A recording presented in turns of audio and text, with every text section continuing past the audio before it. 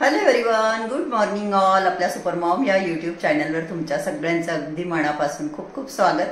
आणि आज आहे गुढीपाडवा. तर गुढीपाडव्याच्या तुम्हाला सगळ्यांना खूप खूप शुभेच्छा, मंगलमय शुभेच्छा. आजचा दिवस खूप पवित्र आणि खूप छान आहे. आजच्या दिवशी प्रभू श्री रामचंद्र वनवासातून परत आले होते आणि जे पण अयोध्या नगरीतील लोक होते त्यांनी प्रभूंच्या स्वागतासाठी गुढ्या उभारून आनंदोत्सव साजरा केला होता. आणि कुठलंही चांगलं कार्य करण्यासाठी आजचा दिवस हा खूप शुभ असतो. एक म्हणताना 3.5 मुहूर्तांपैकी आजचा दिवस हा एक मुहूर्त आहे. तर अशा शुभ दिवसाच्या तुम्हाला खूप खूप शुभेच्छा. सकाळी सकाळी मी आज आंघोळ करून इंडियन ड्रेस वेअर केलेला आहे, त्याचबरोबर छोटीशी टिकली वगैरे लावलेली आहे आणि माझ्या दिवसाची सुरुवात झालेली आहे. प्रशांत जे आपले कार वॉश करताय, कार वॉश करणारा आज आला नाही तर त्यांना असं वाटलं की सणाच्या दिवशी कार आपल्या अशा कशा ठेवायचा, तर ते स्वतःच कार वॉश करताय. त्यांना बोलली मी की आंघोळ करा लवकर आणि गुढी उभारा. आता काय 7च वाजले. ते बोलले हो हो आलो लवकर. ते आले की ते आंघोळ करून तेच गुढी उभारता आमच्याकडे. तर चला आता मी पाणी वगैरे पिऊन माझी दिवसाची सुरुवात करते. कॉरिडॉर तर आमचा इतका छान असा क्लीन केला जातो मशीननी, प्रॉपर, बिलकुल घाण नसते. पण जसं की आता सण आहे तर आपल्या स्वतःच्या मनाला समाधान नाही का, तर मी स्वतःच असं थोडासा झाडू वगैरे मारून घेतला, कारण की मला उमऱ्याला हळदीचं आणि गोमूत्राचं लेपन करायचं होतं. माझ्याकडे जे गोमूत्र आहे ते पण थोडंसंच राहिलं होतं, पण मग मी थोडंसं त्याच्यामध्ये गुलाबजल टाकून हळद आणि त्याचं मिश्रण तयार केलं आणि ते आता इथे उमऱ्याला लावते. आणि मी आधी तुम्हाला नेहमीच सांगते, आणि हो प्रशांतजी मला खूप म्हणता की मी एक गोष्ट वारंवार सांगत राहते, असं म्हणजे रेग्युलर लाईफमध्ये पण मला ती सवय. डेफिनेटली मी ते व्हिडिओमध्ये करतच असणार आहे. जसं की मी नेहमीच सांगते की माझ्या दाराबाहेर पेंटने फुलं वगैरे काढलेले, त्याच्यामुळे रांगोळी काढायला म्हणजे आजूबाजू काढू शकते, पण मला रांगोळ्या एवढ्या येत पण नाही खरं सांगू तो. आणि छाप्यांचा वापर करूनच मी काढते जेव्हा कधी सण वगैरे असला तर मी उंबरा पुसून घेतला, हळद कुंकू अक्षदा वाहून पूजा करून घेतली आणि म्हटलं आता मी काय बनवते, हरडे करडे, ज्याला की साखरेची गाठ असं पण म्हणतात, परंतु माझ्या माहेरी तर आम्ही हरडे करडेच म्हणायचो. तर मी 1 कप साखर घेतली आणि अर्धा कप त्याच्यामध्ये पाणी टाकलं आणि आता हे छान असं कंटिन्यू हलवत राहायचं असतं ते. आता काय संक्रांत होऊन गेली, मी रेसिपीने जस्ट दाखवते तुम्हाला मी कसं केलं. अर्धा चमचा मी दूध टाकलं. असं म्हणतात की साखरेमध्ये जी मळी असते ती निघून जाते त्याच्यातून. आणि अर्धा चमचा तूप पण टाकलं, ज्याच्याने त्या ज्या हरडे करडे आहे ते खुसखुशीत होतात छान. तर बऱ्यापैकी ते आटत आल्यानंतर म्हटलं चला आपण चेक करू. तर मी पाणी घेतलं कपामध्ये आणि थोडंसं त्या पाण्यामध्ये ते टाकून बघितलं, तर हे बघा त्याची अशी गोळी तयार झाली. आणि हो, मी देवाचे भांडेही घासले, माझे नख इतके घाण होऊन गेले, नेल्स माझे, आणि मला पितांबरीची हेच आहे रिॲक्शन होते माझ्या बोटांना, म्हणजे काळे पडतात, जे की मला बिलकुल नाही आवडत. पण आता असं काही असतं तेव्हा आपण देवाची भांडी क्लीन केलीच पाहिजे. तशी इथे माझ्याकडे ना हे कपकेक बनवण्याचे मोल्ड आहेत, ते मी असे लाईनीमध्ये ठेवून घेतले आणि एक पूजेसाठीच वापरला जाणारा धागा, तो स्वच्छ आधी धुवून घेतला धागा आणि ते लाईनीमध्ये असे ठेवले एकसारख्या अंतरावर, जेणेकरून जी साखर गाठी किंवा ती हरड्या करड्यांची माळ आम्ही ज्याला म्हणतो ती एकसारखी व्हावी म्हणून मी असे सरळ लाईनीत ते ठेवले आणि गरम गरम ते म्हणजे असं टाकून घेतलं त्याच्यामध्ये. आणि ते काय लगेच 5 मिनिटात ते घट्ट होऊन जातात आणि लगेच बनतात. त्याच्यामध्ये मी फूड कलर पण ॲड केला. तर हे बघा लगेच ते 5 मिनिटानंतर अशा पद्धतीने मी त्यांना काढून घेतलं. इझिली निघता. आणि मी जे मोल्ड आहेत ना त्यांना थोडंसं तुपाचं नख म्हणजे थोडंसं त्याला तूप पण लावलं मी, तर खूप छान झाले. आणि लहानपणी खूप खायचो आम्ही, म्हणजे ते कडे वगैरे ते पण आणायचे माझ्या आईन, ते मला आठवतं पांढऱ्या रंगाचेच असायचे ते. तर आम्ही मस्तपैकी गुढीपाडवा झाल्यावर ते सगळं असं वाटून घ्यायचो. आम्ही 6 बहिणी 2 भाऊ, मोठा परिवार होता. आणि लहानपणी काही खाल्लं तरी आपण एवढ्या उड्या मारतो, एवढं खेळतो कुत्तं की सगळं पचून जातो. आता मात्र रिस्ट्रिक्शन आहे की साखर खायची नाही, हे खायचं नाही, ते खायचं नाही. तर हे बघा मस्तपैकी माझी इथे हरड्या करड्याची माळ तयार झालेली आहे. तुमच्यापैकी कोणी कोणी घरी बनवली मला कमेंट करून नक्की सांगा आणि माझी कशी बनली ते पण सांगा. तर मस्त झाली होती, फक्त तूप थोडं जास्त लावलं गेलं माझ्याकडून, मोडला त्याच्यामुळे असं ते थोडंसं ओट्यावर मी आधी काढलं ना तर त्याचं सगळं तुपाचं लागलं. पण ठीक आहे, मी आता ते क्लीन करून घेईल. तर हे बघा इथे किती मस्त फूड कलरमुळे अजूनच छान दिसते माळ माझी. इथे हे टॉयलेट बाथरूम आहे आणि इथे ह्या रूममध्ये हा बेड तर मी असा उभा करून दिला आहे. मागे मी इथे स्टुडिओ बनवला होता तो मी काढला कर्टन आणि इथे देव्हारा आहे. तर आत्ता प्रशांतजींच्या लक्षात आलं की टॉयलेट बाथरूमच्या वॉललाच हा देव्हारा आहे, म्हणून ते मला देव्हारा शिफ्ट करायला सांगताय. हा देव्हारा इकडच्या वॉलला शिफ्ट करायला लावताय. पूर्व पश्चिमच आहे असाही, आणि असाही पूर्व पश्चिम होईल. तर आता बघते मी हा बेड माझ्याकडून सरकवला जातो का, कारण प्रशांतजी तर खाली गेले. मी ट्राय करते.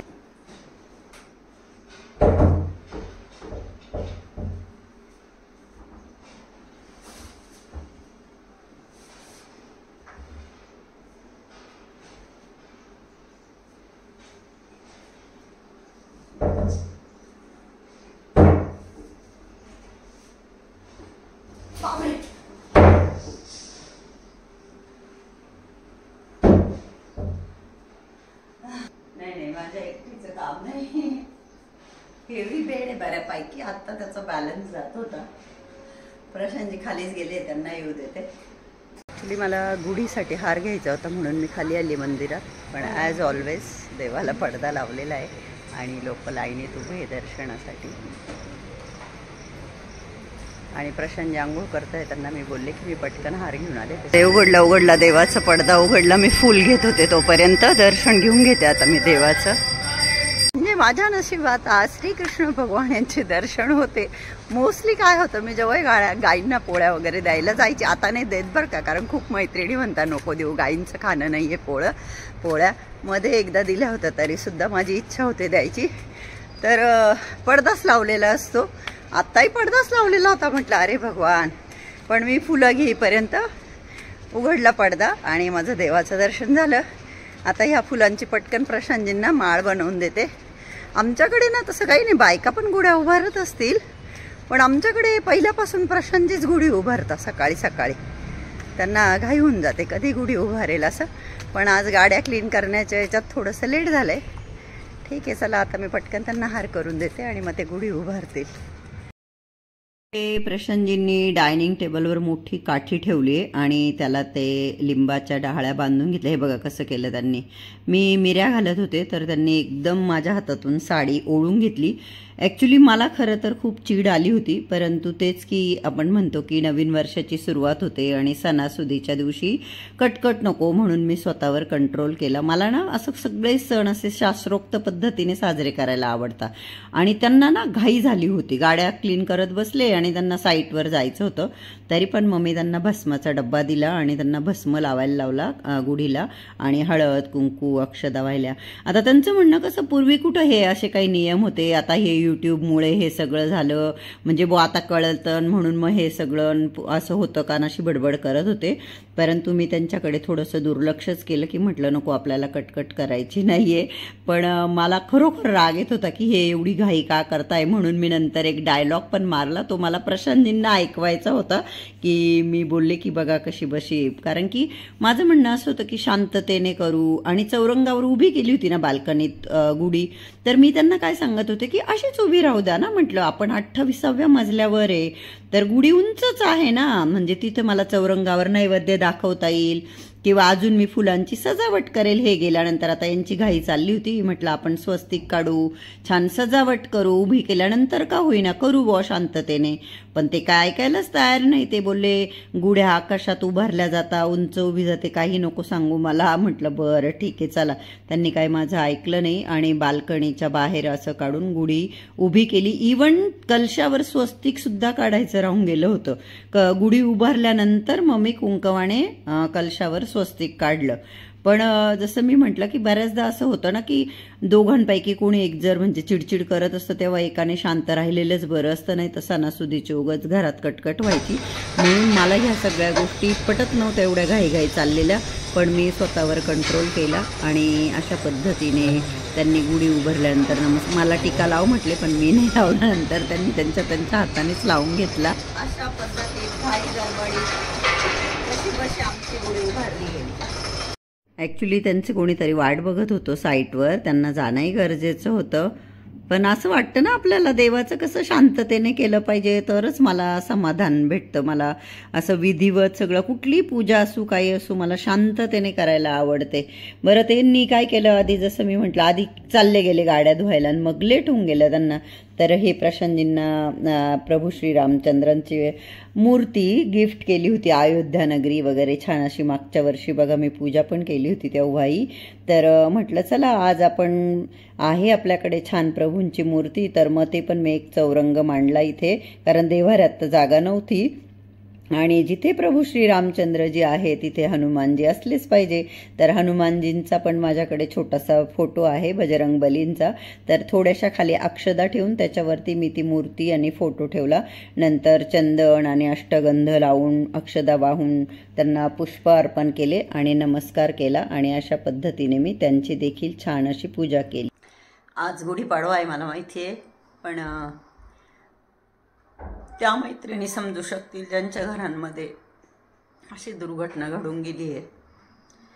मला माहीतच होतं की असं तर रोजच माझं आईशी बोलणं होतं, पण मग कुठलाही जेव्हा सण येतो, आता आपण लग्नानंतर आपल्या आपल्या घरात आपल्या आपल्या संसारात बिझी होऊन जातो. माझ्या भावाशी कधी विशेष एवढं बोलणं नाही व्हायचं, पण जेव्हाही कुठला सण आला की मला आवर्जून त्याची आठवण येते. म्हणजे मी सुरुवात केली बघा सकाळी चांगली, पण जसं की प्रशांतजींना आहे ना पुरणपोळीची आठवण आली. मग ते असं सांगत होते की त्यांना ना कधी पण सुट्ट्या लागल्या की ते अंतापूरला जायचे, त्यांच्या नेटिव्ह प्लेस.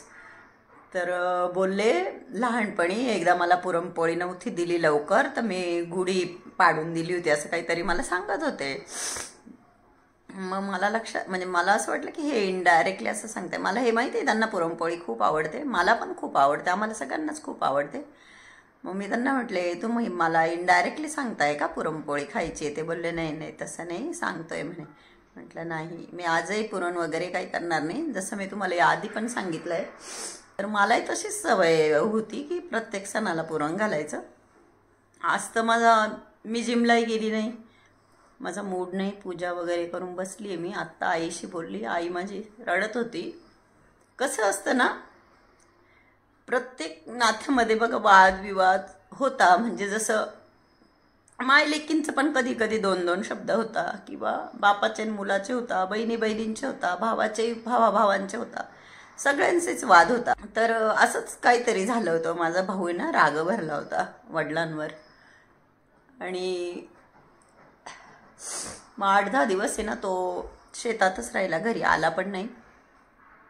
आई आता मला रडून तेच सांगत होती. आणि मग आला 10 दिवसाने आणि म्हणे असा घराच्या मेन दारातूनच असा माझ्या वडिलांकडे खूप पळत गेला आणि वडिलांना मिठी मारली त्याने आणि बोलला की माझ्याकडून अशी चूक परत कधीच होणार नाही.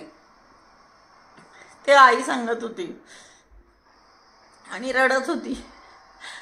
मी नाही रडली आईशी बोलताना. मी आईला हे सांगितलं की आई आता आपण किती रडलो तरी तो येणार आहे का? म्हटलं आपण फक्त त्याच्या चांगल्या गोष्टी आठवायच्या, की तो एवढा चांगला होता की देवाला हेवा वाटला की असा व्यक्ती माझ्याकडे पाहिजे आणि म्हणून देव त्याला घेऊन गेला, असंच विचार करायचा. म्हटलं आपल्याला सगळ्यांना माहिती आहे की हे विधीचं विधान आहे. जसा जन्म आहे तसा मृत्यू आहे.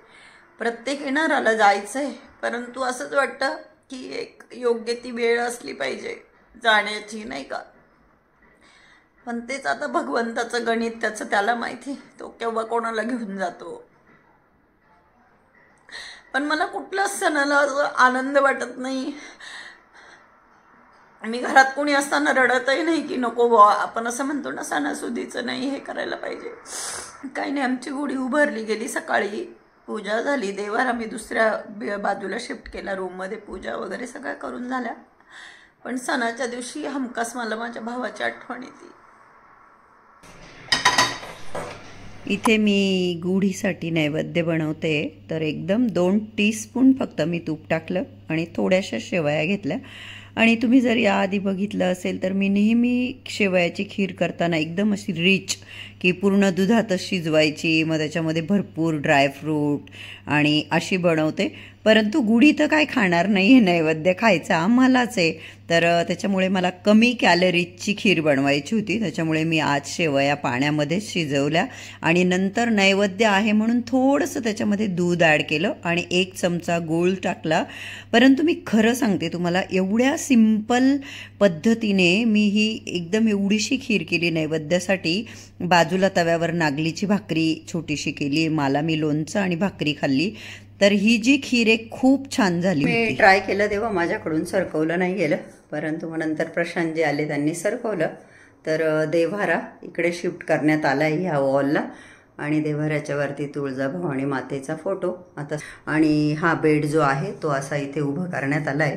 प्रशांतजींना मी म्हटलं आपण टाकून द्यायचा का, तर ते बोलले नको नको, काय त्याचं काम नाही, राहू दे उभा. तर आता प्रशांतजी लकीली आज घरात आहे, तर मी अरे त्यांच्या चष्म्याचा वापर करून वाचणार आहे माझं पारायण. स्वामी सारामृत आज 11वं पारायण आहे माझं. गुरुवारी मी सुरुवात केलेली आहे. माझे 11 पारायण करून झालेले आहे. ॲक्च्युली माझी डेट होती मध्ये, तरी पण मग मी सुरुवात करून दिली होती. म्हटलं 7 जरी झाले, परंतु लकीली 11 झाले. आता फक्त उद्याचा दिवस मला काही प्रॉब्लेम नको यायला, म्हणजे उद्याही ज्या मला महाराजांच्या सेवा करायच्या आहेत त्या मला करता येईल. तर आता माझं पारायण वाचून झालेलं आहे. आरत्या वगैरे मंत्रपुष्पांजली सगळं म्हणून झालेलं आहे. आमच्या खाली गुढीपाडव्यानिमित्त प्रोग्राम आहे, ज्याने त्याने आपलं ट्रेडिशनल अटायर वेअर करून खाली यायचं आहे.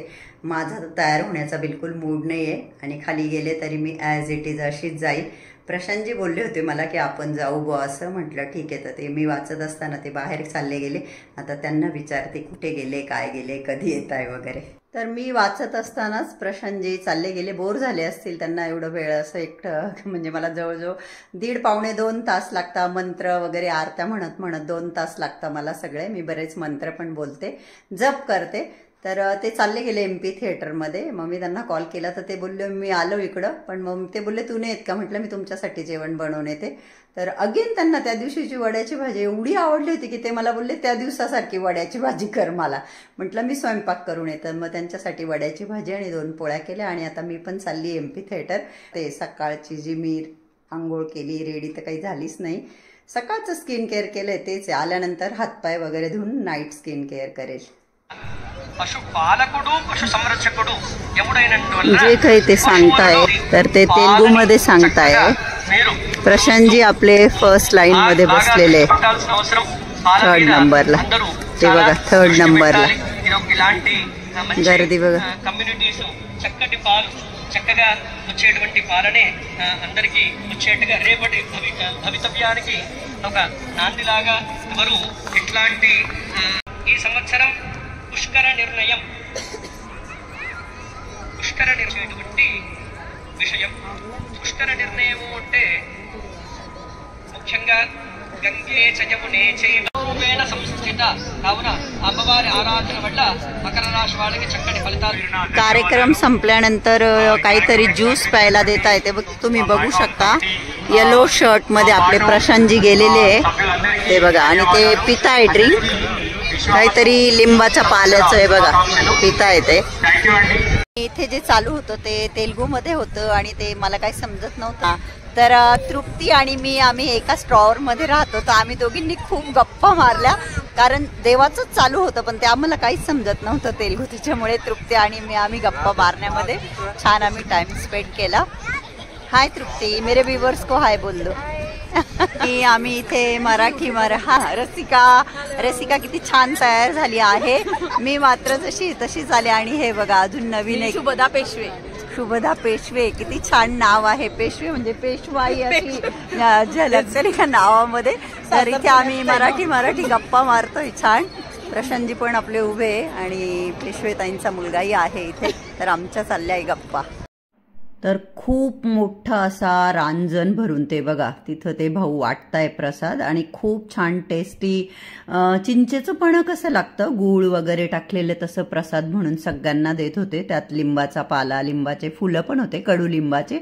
तर मी घेत नव्हते तर प्रशांतजी मला रागवले म्हणजे मी खात नाही बा 4-5 नंतर. तर प्रशांतजी बोलले प्रसाद दे जा घे. तर खूप छान गप्पा मारल्या आम्ही पेशवेताईंशी आणि मग आलो घरी. कसा वाटला व्हिडिओ आवडला का? व्हिडिओ आवडला असेल तर प्लीज व्हिडिओला लाईक करा. चॅनलला अजून